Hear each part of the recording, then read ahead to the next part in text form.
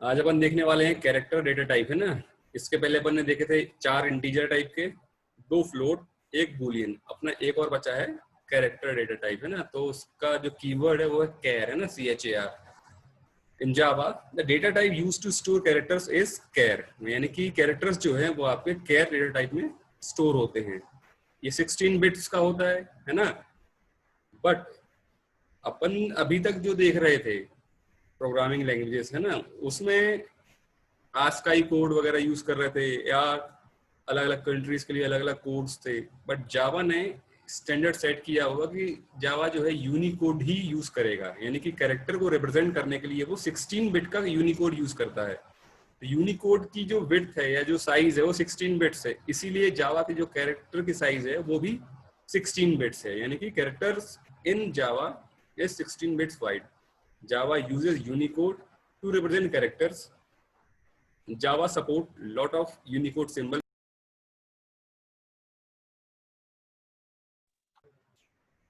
तो कैरेक्टर्स जो है अपना 0 से लेके 65, 535 ये उसकी रेंज है, यानी कि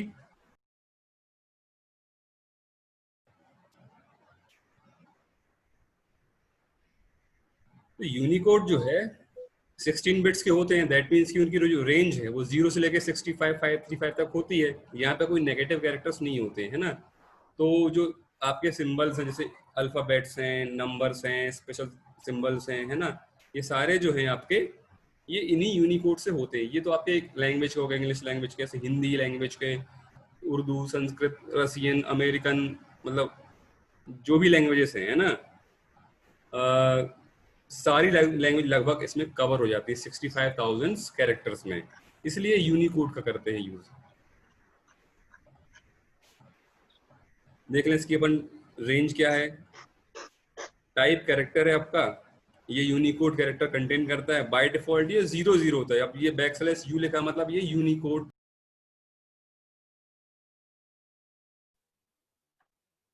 कॉलेज में है अभी।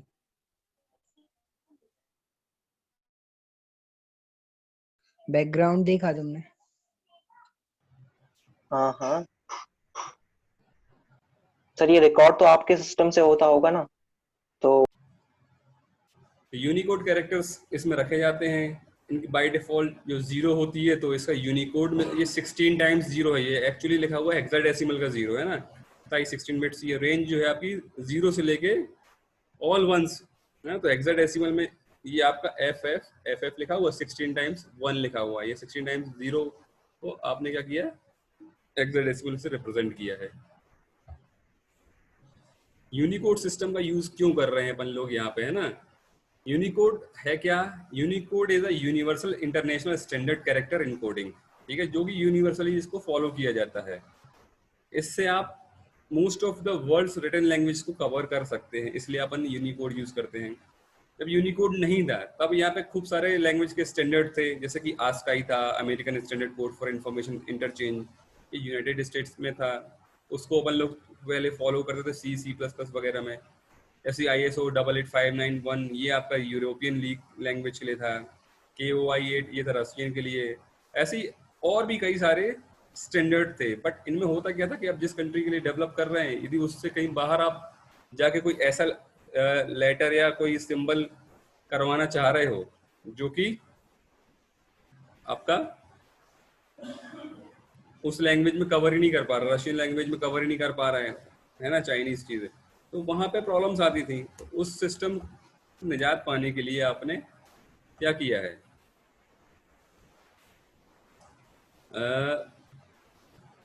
यूनिकोड का यूज किया है। यानी कि प्रॉब्लम क्या थी अपने पास, a particular code value correspond to different letters in the various language standard। मतलब एक ही कोड से अलग अलग लेटर्स रिप्रेजेंट कर पा रहे थे, तो वो प्रॉब्लम आ रही थी। और the encodings for the languages with large character sets have variable length. अब क्या हो रहा था कि जो कॉमनली यूज्ड अपने कैरेक्टर्स थे, है ना, उनको मान लो 8 बिट दे दिए, है ना, और जो कैरेक्टर्स बहुत रेयरली यूज होते थे उनके लिए अपन ने क्या किया था, 16 बिट्स या उससे ज्यादा साइज देके रखी थी, तो ये वेरिएबल साइज थी, एक सी साइज नहीं थी। बट यूनिकोड में क्या होता है, सब सेम साइज के हैं, 16 बिट्स के, चाहे वो आपके इंग्लिश अल्फाबेट जो मैक्सिमम यूज होते हैं ना उन वो हो, चाहे कोई और हो, ठीक है ना। तो वेरिएबल साइज नहीं थी, तो ये प्रॉब्लम्स थी। तो इनका सॉल्यूशन क्या था? To solve this problem a new language standard was developed which is Unicode system. तो इन प्रॉब्लम्स को ही दूर करने के लिए अपने पास क्या है, यूनिकोड सिस्टम। इसमें क्या होता है कि 2 बाइट्स होती हैं, यानी कि 16 बिट्स यूज होते हैं, इसलिए जावा भी 16 बिट यूज करता है। लोएस्ट वैल्यू इसकी आपकी क्या होगी, 0, और हाईएस्ट वैल्यू क्या होगी आपकी 655।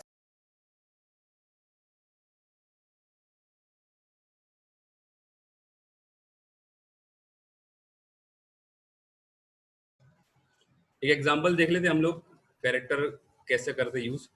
एक क्लास है जिसका नाम है कैर टाइप डेमो, इसमें मेन फंक्शन में आए, मैंने एक वेरिएबल लिया है सी, जो किस टाइप का है आपका, कैरेक्टर टाइप का है, यानी कि कैर सी।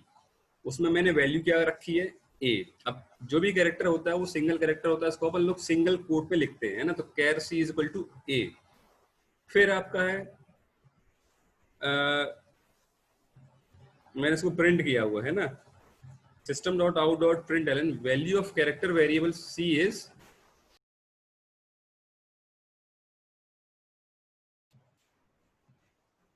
यहाँ पे आपके कैरेक्टर सी की वैल्यू, यानी कि सी में जो स्टोर है ए, कैपिटल ए यहाँ पर प्रिंट होगा।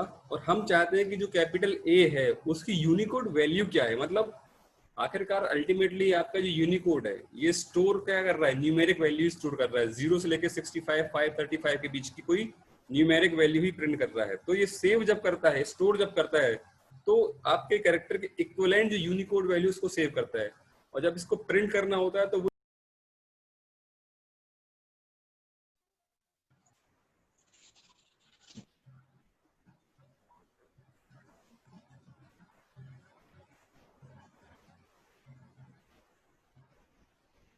तो यूनिकोड वैल्यूज को भी हम यहाँ से करा सकते हैं प्रिंट। कैसे? जो भी कैरेक्टर वेरिएबल है आपका, मान लो यहाँ पर सी है, उसके आगे हमने यहाँ पे टाइप कास्ट किया है, इंटीजर में चेंज किया है, तो जो भी उसका कैरेक्टर ए है, ये जो भी कैरेक्टर रखा हुआ सी के अंदर, उसकी यूनिकोड वैल्यू यहाँ पे प्रिंट हो जाएगी। हम इसको एक बार प्रोग्राम को कॉपी करके देखते हैं और इसको एग्जीक्यूट करके देखते हैं। वैसे मैं इसको थोड़ा देर बाद देखता हूँ, इसके पहले अपन इसका ये देख लेते हैं कि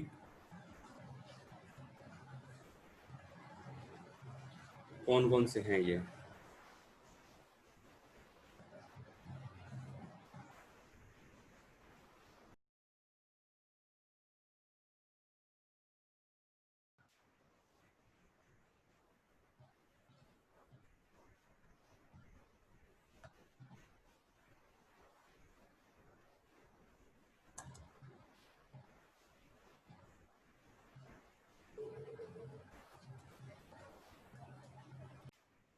हम ये प्रोग्राम चला के देखते हैं।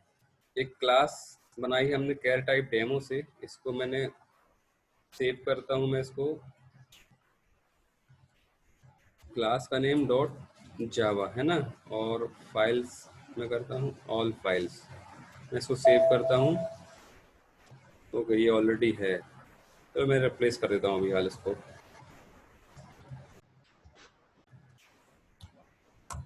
मैं कंपाइल करता हूँ इसको,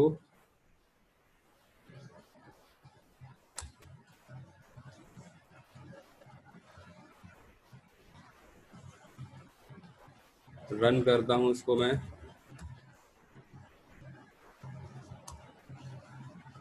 तो जो आउटपुट है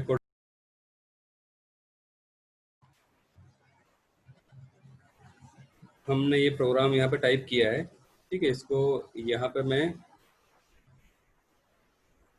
कंपाइल करता हूँ, कंपाइल हो गया, रन किया, तो आपका जो आउटपुट आ रहा है कि value of character variable C is A, ठीक है। Value of character variable C is C, है ना। तो अपन ने सी में क्या रखा था, ए रखा था। हमको चाहिए कि सी में जो ए रखा हुआ है इसकी यूनिकोड वैल्यू क्या है, तो हमने प्रिंट किया था सी की वैल्यू के आगे हमने यहाँ पे पास कास्ट किया है इंटीजर में, यानी कि जो एक कैरेक्टर का जो यूनिकोड है वो हमको चाहिए था, तो वो 65 हम यहाँ पर प्रिंट कर पा रहे हैं। तो कैसे कर पा रहे हैं उसको? डायरेक्टली सी प्रिंट ना करके हमने सी की जो इंटीजर वैल्यू है, उसका जो इंटीजर इक्विवेलेंट है, यानी कि जो न्यूमेरिक वैल्यू है सी के अंदर जो रखा है कैरेक्टर, तो वो हमने प्रिंट कराना चाहा है। तो इस प्रकार से अपन यूनिकोड वैल्यू को प्रिंट करा सकते हैं। ठीक है, अब देखते हैं हम थोड़ा सा और आगे।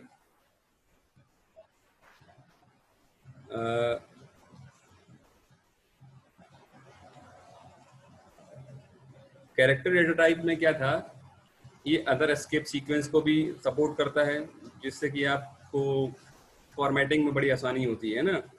जैसे कि टैब है, इससे आपको थोड़ा सा स्पेस मिल जाता है, बैकस्लैश टी लगा देते हैं, डबल कोट। फिर आपके यानी कि ये कैसा था, वो क्या हॉरिजॉन्टल टैब था, बैकस्लैश बी लगाओगे तो ये बैक स्पेस था, बैकस्लैश एन से न्यू लाइन पर पहुंच जाते हैं, एफ से फॉर्म फीड हो जाता है, डबल कोट से डबल कोट लगता है, सिंगल कोट, ये बैक स्लैश लगाना, यानी कि अपन को बैक स्लैश लगाना तो डबल बैक स्लैश लगाने पड़ेंगे, क्योंकि एक बैक स्लैश तो हर एक में लगना होता है ना, ये सब में लगा होता है। बट आपको बैक स्लैश चाहिए ही है, तो फिर आपको डबल लगाने पड़ेंगे। तो ये हमारा कैरेक्टर डेटा टाइप था। इसके बाद हम पढ़ते हैं डिराइव डेटा टाइप और यूजर डिफाइंड डेटा टाइप। अब डिराइव डेटा टाइप वो डेटा टाइप थे जिसमें कि आप प्रिमिटिव डेटा टाइप्स का यूज करके सिंगल वेरिएबल में मल्टीपल वैल्यूज को स्टोर कर सकते हैं, वो भी सेम टाइप की। अभी तक क्या था कि आप सिंगल वैल्यू ही स्टोर कर सकते थे, है ना, बट डिराइव डेटा टाइप में हम क्या कर सकते हैं, मल्टीपल वैल्यूज कर सकते हैं, बट कंडीशन ये है कि सेम टाइप की, मतलब सिमिलर डेटा टाइप ही रहेंगे।